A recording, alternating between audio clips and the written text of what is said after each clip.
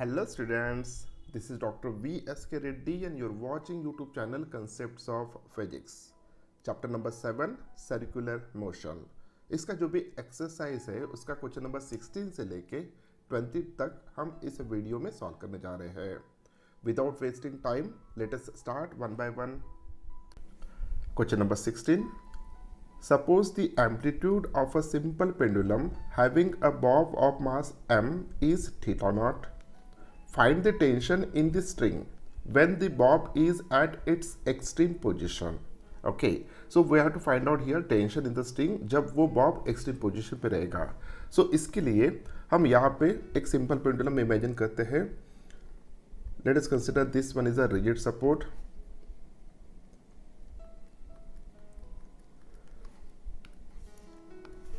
So this is the string and this one is a bob जिसका मास कितना दिया है m. ओके, अब यहाँ पे जब ये पेंडुलम ऑसिलेट करेगा तो जब वो एक्सट्रीम पोजीशन पे आएगा कुछ सिचुएशन कुछ इस तरीके का होगा, like this one. It's amplitude eight extreme position it is given, it is nothing but the theta naught.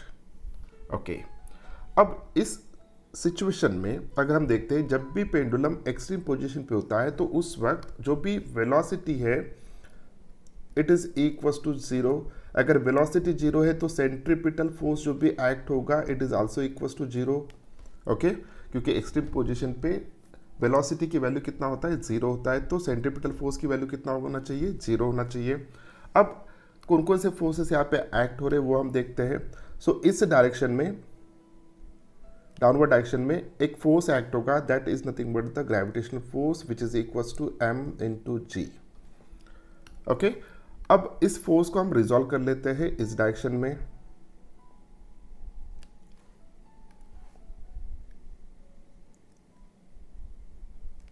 और दूसरा कंपोनेंट इसका हम रिजॉल्व करेंगे perpendicular to this direction, like this one.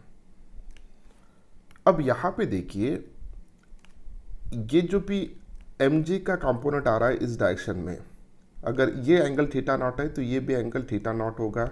तो इस डायरेक्शन में कितना फोर्स एक्ट होगा, it is nothing but the mg cos theta not, cos का component.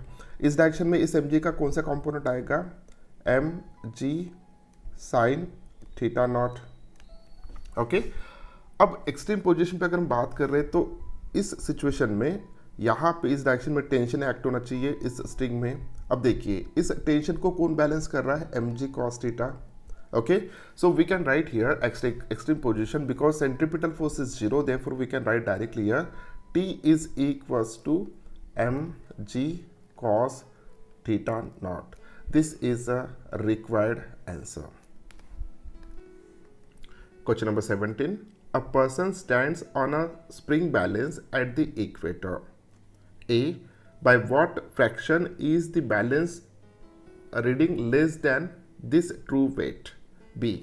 If the speed of the Earth's rotation is increased by such an amount that the balance reading is half the true weight, what will be the length of the day in this case? Okay, बहुत ही बढ़िया question है. देखिए सबसे पहले हमें fraction less than the true weight find out करना है, यानी change in length upon change in weight upon original wait. Okay, तो उसके लिए सबसे पहले सिचुएशन हम कंसिडर करते हैं. सिचुएशन कुछ ऐसा होगा. सो यहाँ पे देखिए, let us imagine that this one it is a equator. Okay, हम इसको इक्वेटर कंसिडर करेंगे, दिस इज द इक्वेटर. और यहाँ पे एक स्प्रिंग बैलेंस रखा है और उस स्प्रिंग बैलेंस के ऊपर एक व्यक्ति यहाँ पे खड़ा है, लाइक दिस वन.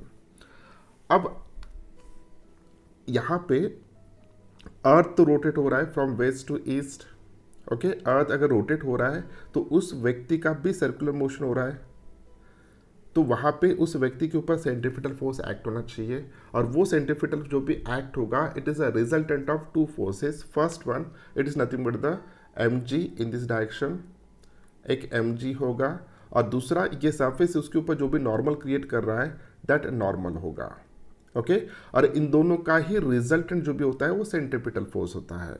तो सेंट्रीपिटल फोर्स इस डायरेक्शन में एक्ट होगा, therefore centripetal force is equal to mg minus N आएगा। तो on the basis of that equation we can write here normal it is equals to M G minus m omega square r, where m omega square r is nothing but the centripetal force. This is the true weight and this one is the normal. फिलहाल इतना value this is the apparent wait वो spring reading लेगा, यानी उसका जो भी apparent wait है it is nothing but the normal. Okay, और ट्रू वेट की जो भी है it is nothing but the mg। अब यहाँ पे हमें फ्रैक्शन फाइंड आउट करना है। ओके, सो फ्रैक्शन जो भी होगा, this fraction it is equals to mg minus actual कितना है, नॉर्मल की वैल्यू होगा यहाँ पे mg minus m omega square r। So इतना वेट उसका चेंज हो रहा है, this is the true weight, this is the apparent weight. Okay, so इन दोनों का सब्ट्रैक्शन लिया अपॉन ट्रू वेट हमने डाल दिया, this is become a fraction. Okay, जब इसको हम सॉल्व करेंगे, सॉल्व करने के बाद ये देखिए ऊपर अगर हम देखते हैं तो एम जी यहाँ पे कैंसिल आउट हो जाएगा। अब बचेगा सिर्फ m omega square r upon M G, again m get cancel, तो रिमेनिंग जो भी रहेगा it is nothing but the omega square r upon G. So omega की वैल्यू हमें डायरेक्टली पता नहीं है, लेकिन हम फाइंड आउट कर सकते हैं क्योंकि इसका जो भी रिवॉल्यूशन हो रहा है उसका टाइम पीरियड है t which is equal to 24 hours. So omega को हम 2 पाई अपॉन टी इसके फॉर्म में लिखेंगे, उसका स्क्वायर इनटू आर अपॉन जी।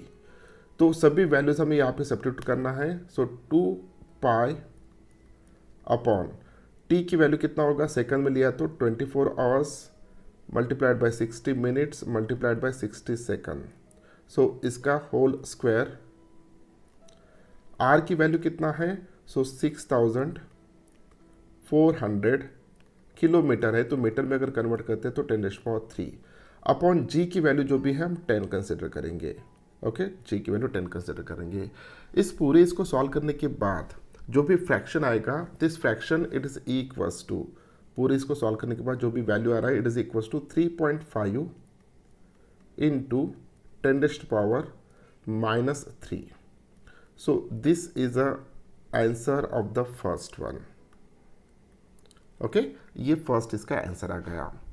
अब इनका सेकंड इसमें कहना क्या है, देखिए, if the speed of earth rotation is increase by such an amount that the balance reading the half of the true weight. Okay, so ये जो भी वैल्यू आया था इसकी वैल्यू दिया है उन्होंने अभी हाफ अर्थ का स्पीड बनाने के बाद। ओके, तो फ्रैक्शन की वैल्यू दिया है उन्होंने हाफ, तो यहाँ पे हम कंसिडर कर सकते हैं, देखिए omega square r upon g is equals to half. तो सेकंड इसका आंसर देखने के लिए we can write here omega square m omega square r upon g, ये value omega square r upon g this is equals to half.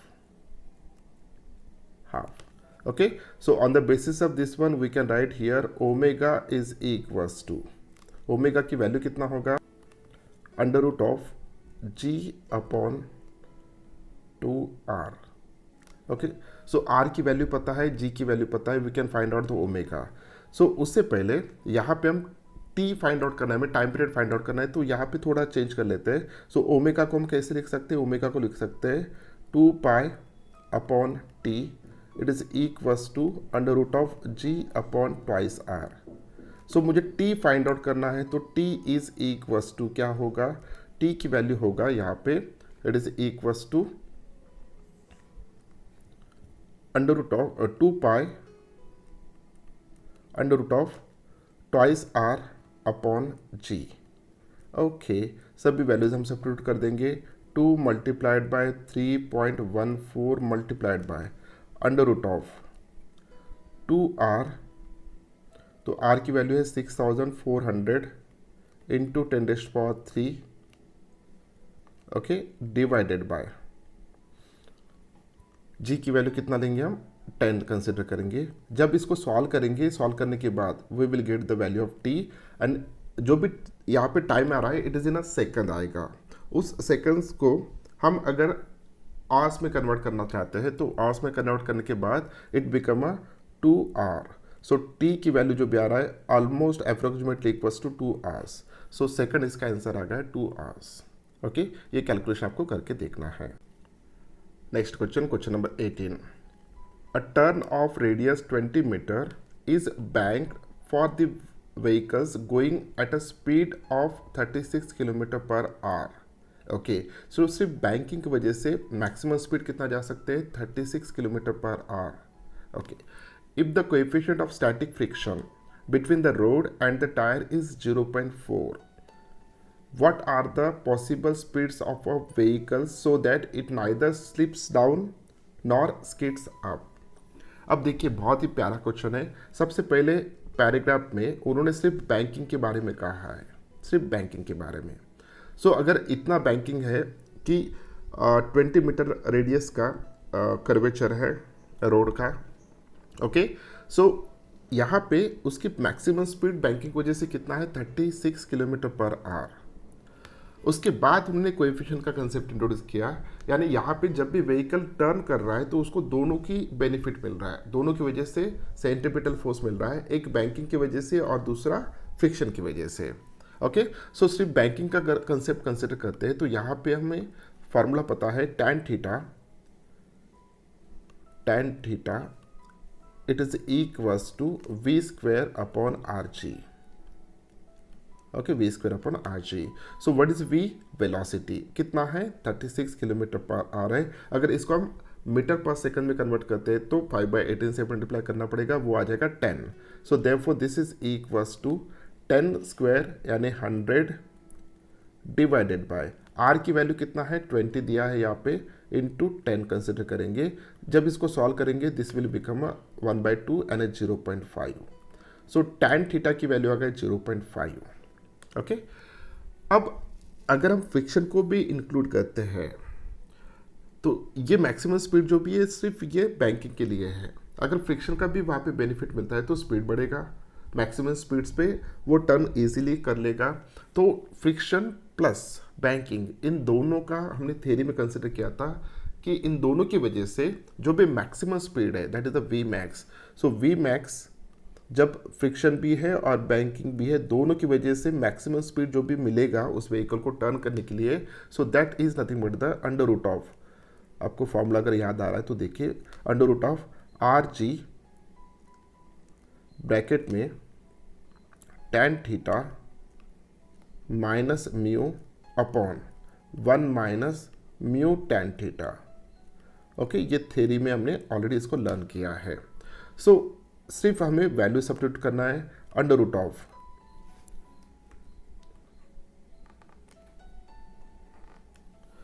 Are की value कितना है 20, जी की वैल्यू 10, सो ये हो जाएगा 200. ओके, सो ब्रैकेट में tan थीटा की वैल्यू है 0.5 और फ्रिक्शन की वैल्यू कितना दिया है, coefficient of static friction limiting friction 0.4 upon 1 minus.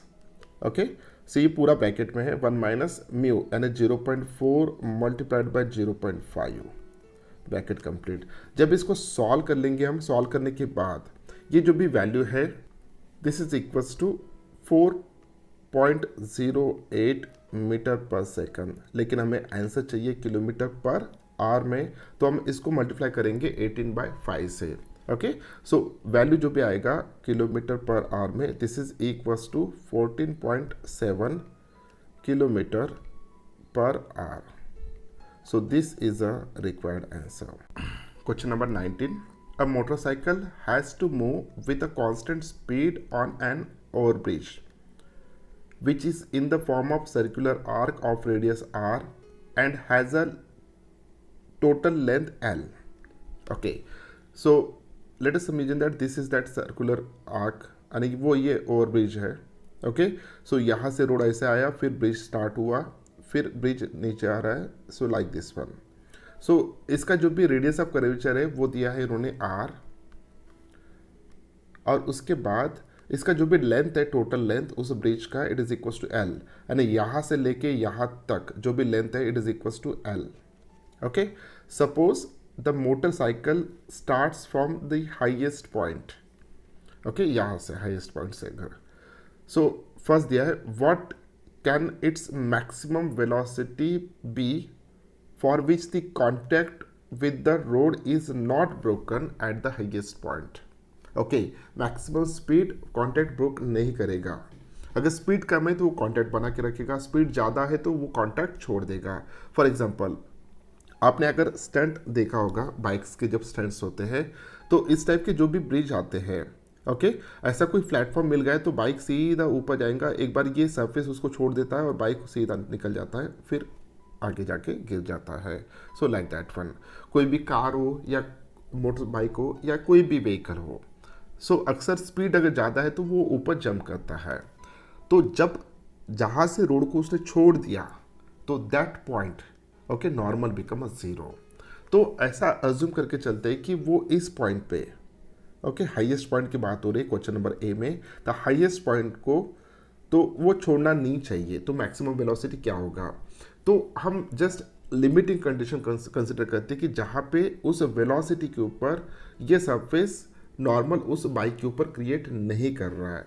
Okay, अगर नॉर्मल क्रिएट नहीं कर रहा है तो उस बाइक के ऊपर दो फोर्सेस एक्ट होंगे। एक फोर्स एक्ट होगा नीचे के डायरेक्शन में, it is nothing but the m g. नीचे के डायरेक्शन में कौन सा फोर्स एक्ट होगा, it is nothing but the m into g, और यही उसको सेंट्रीपिटल फोर्स प्रोवाइड करेगा।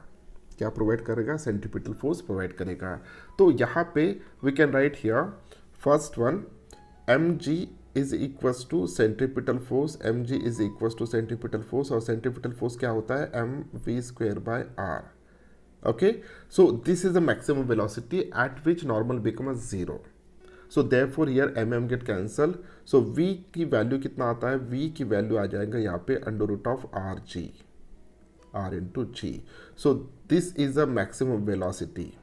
Okay, v is equal to under root of are g, this is a maximum velocity. इसके जस्ट नीचे की वेलोसिटी को वो कांटेक्ट रहेगा वहाँ पे, छोड़ेगा नहीं, लेकिन इस वेलोसिटी के ऊपर कांटेक्ट यानी नॉर्मल फोर्स की वैल्यू जीरो हो जाएगा, एग्जैक्ट जीरो हो जाएगा, तो वो उसको जस्ट टच रहेगा। लेकिन इसके ऊपर अगर वेलोसिटी जाता है तो वो इस पाथ को छोड़ देगा और सीधा चला जाएगा इससे, like this one. So first इसका क्वेश्चन का आंसर हमें मिल गया है।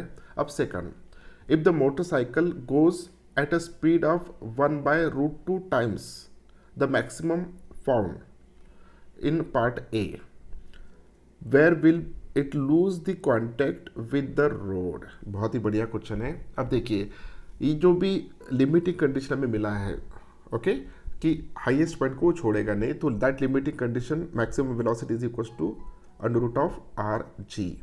अब इनका कहना है कि अब वेलोसिटी का जो भी व्हीकल है, सॉरी, व्हीकल की जो भी वेलोसिटी है, let us consider it is a v dash, it is equals to 1/√2 times, 1/√2 times of this velocity and under root of rg।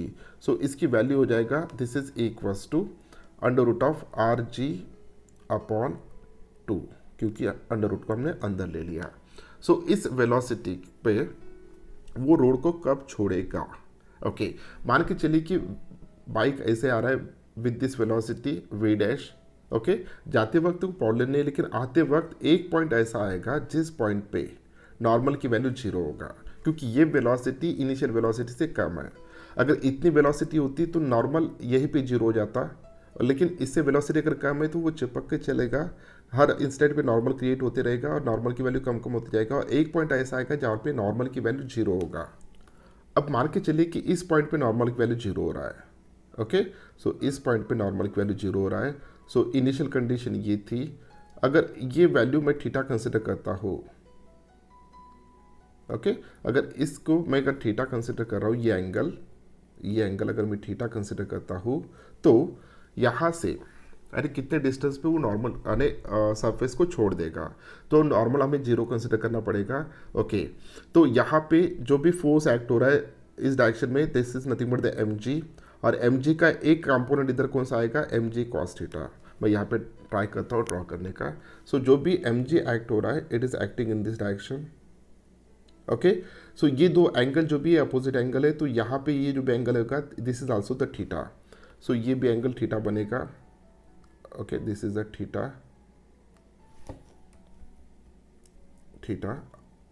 Okay theta, हाँ। सो ये भी एंगल थीटा है। सो इस डायरेक्शन में कितना फोर्स एक्ट हो रहा है, this is nothing but the m g. अब इस डायरेक्शन में कितना फोर्स एक्ट होगा, it is nothing but the m g cos theta. अब यहाँ से लेके यहाँ तक सर्कुलर मोशन पे था, यहाँ पे वेलोसिटी तो सेंट्रीपिटल फोर्स उसको मिलेगा इसी के कारण, क्योंकि हम नॉर्मल यहाँ पे जीरो कंसिडर कर रहे हैं। सो सेकंड इसका जो भी आंसर होगा, this is nothing but the m g cos theta, m g cos theta it is equals to m v dash square by g. Okay, v dash square by g, क्योंकि वो इतने velocity से आ रहा है नीचे। तो इसको जस्ट हमें सॉल्व करना है अब। सो यहाँ पे इट्स अ आर, ओके, गलती से जी हो गया, it's a r. Okay, so small r हम यूज़ कर रहे हैं हर वक्त, ओके स्मॉल आर।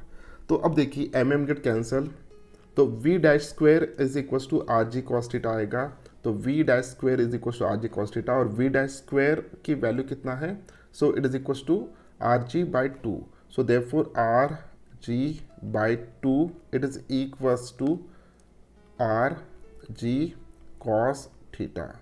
ये समझ में आ गया। देखिए यहाँ पे this m m get cancel, okay, r इधर आ जाएगा। So v dash square is equal to r g cos theta, लेकिन वी डैश की वैल्यू कितना है, under root of are g by two है। अगर स्क्वायर करते तो आर जी बाई टू आएगा, जो यहाँ पे हमने लिखा है, r g by two is equal to r g cos theta. So again r g get cancel here. सो यहाँ पे कॉस थीटा की वैल्यू कितना आ रहा है, cos theta it is equals to 1/2। इसी का मतलब है थीटा की वैल्यू कितना आएगा, so theta it is nothing but the π/3।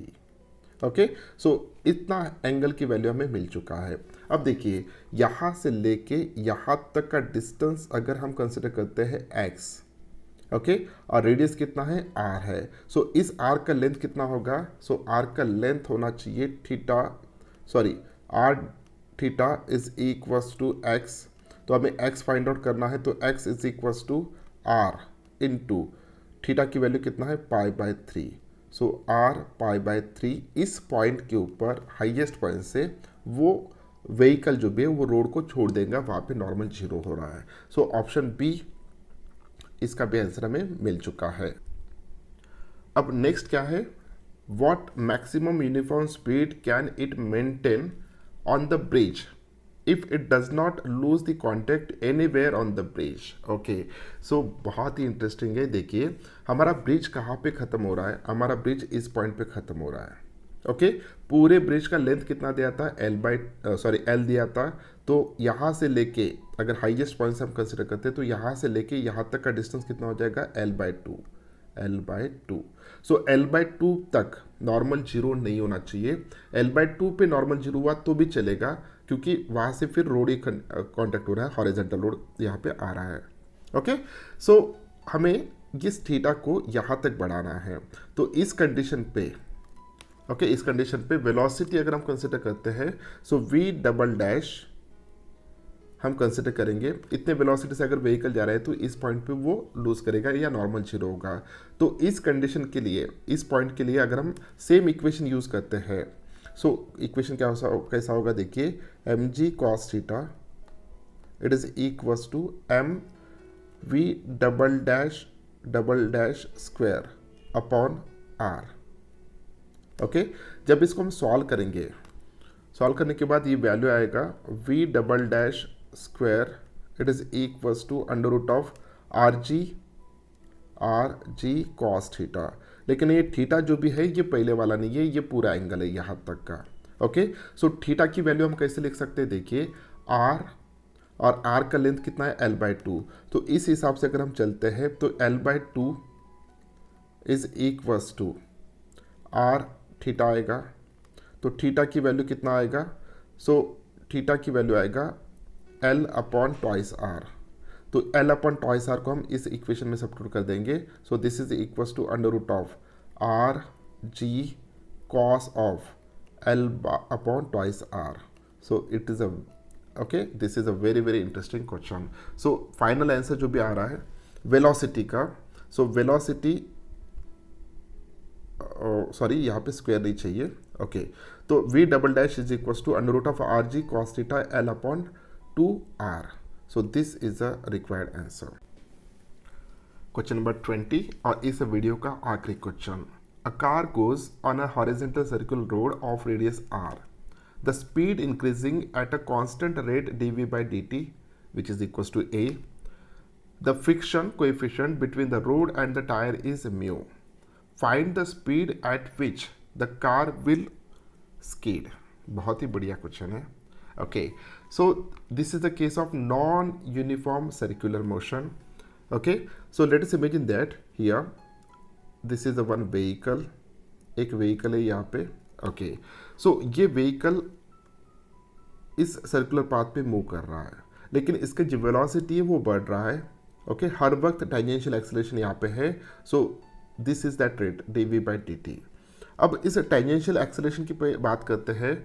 सो उसका डायरेक्शन जो भी होता है, it is always along the tangent. Okay, this is the direction. और साथ ही साथ ये व्हीकल पूरा सर्कुलर मोशन यहाँ पे कर पा रहा है, तो डेफिनेटली यहाँ पे सेंट्रीपिटल एक्सेलरेशन भी होगा और उसका जो भी डायरेक्शन होगा, it is always like this one, it is towards the centre. Okay, so यहाँ पे दो टाइप के एक्सेलरेशन इसके हैं. एक है AR और दूसरा है AT. ओके, तो नेट एक्सेलरेशन जो भी होगा, the net acceleration it is in this direction. इस डायरेक्शन में नेट एक्सेलरेशन होगा. It is nothing but the vector sum of this two accelerations. So AT square या AR square plus AT square. Okay, अब थोड़ा friction के बारे में बात करते हैं. यहाँ पे फ्रिक्शन है, इसीलिए सेंट्रीपिटल फोर्स मिल रहा है, क्योंकि इस व्हीकल की टेंडेंसी होती है सीधे जाने की, लेकिन उसको सर्कुलर पाथ यहाँ पे हो रहा है, तो उसी फ्रिक्शन की वजह से इसी डायरेक्शन में फ्रिक्शन फोर्स मिल रहा है और उसी के कारण एक एक्सेलरेशन हो रहा है, that is nothing but the AR. Okay, और दूसरा व्हीकल आगे जा रहा है, उसकी इंजन उसको आगे लेके जाना चाहता है और टायर जो भी है उस रोड सरफेस को पीछे ढकेल रहा है और रोड सरफेस फ्रिक्शन के कारण उस व्हीकल को आगे ढकेल रहा है. So this is nothing but the tangential acceleration. इन दोनों का जो भी रिजल्टेंट बनेगा वो रिजल्टेंट कुछ इस डायरेक्शन में होगा, like this one. So this is nothing but the resultant acceleration A. Okay, और यही A is nothing but the vector sum of radial acceleration square plus tangential acceleration square. अब ये दोनों जो भी मोशन हो रहे हैं वो फ्रिक्शन के कारण हो रहा है, तो यहाँ पे जो भी फोर्स एक्ट हो रहा है, that force it is nothing but the friction force. It is nothing but the mu into n which is equals to mu into A हम लिख सकते हैं. सो म्यू इंटू एन को हम कैसे लिखेंगे? N is nothing but the normal, it is nothing but the mg is equals to mu into A को हम कैसे लिखेंगे? Sorry, this is not mu A, यहाँ पे ma चाहिए, mass into acceleration. Sorry, so mass into acceleration. So this is again mu mg is equals to m into this one. So ये पूरा हम लिख लेंगे यहाँ पे AR square plus AT square. Okay, so this get cancel यहाँ पे, तो वैल्यूज अब हम सब्स्टिट्यूट कर देते हैं. So therefore mu g is equals to under root of, okay, AR की वैल्यू कितना है? So radial acceleration v square by R plus AT जो भी है उसको यहाँ पे A रिप्रेजेंट किया है, तो सिंपली A लिखेंगे हम A. सो यहाँ पे जब इसको सॉल्व करेंगे, सॉल्व करने के बाद ये वैल्यू आएगा, this is equals to mu square g square is equals to v square upon R. Sorry, इसका v स्क्वायर अपॉन R का होल स्क्वायर होगा यहाँ पे, होल स्क्वायर, यानी ये v to the power 4 upon R square plus A square. So A square को इस side ला लेते हैं, तो therefore mu square g square minus A square is equals to v to the power 4. इसको multiplied by ये R square हम कर सकते हैं यहाँ पे. सो फाइनली v की वैल्यू कितना आएगा? So it is equals to R square bracket में mu square g square minus A square, इस पूरे इसको to the power 1/4. Okay, so this is a required answer. उम्मीद करता हूँ कि वीडियो आपको अच्छा लगा. अगर वीडियो अच्छा लगा तो इस वीडियो को लाइक कीजिए, अपने दोस्तों के साथ शेयर कीजिए और चैनल को सब्सक्राइब कीजिए। मिलते हैं नेक्स्ट वीडियो में क्वेश्चन नंबर 21 से लेकर 25 तक। तब तक के लिए बाय बाय।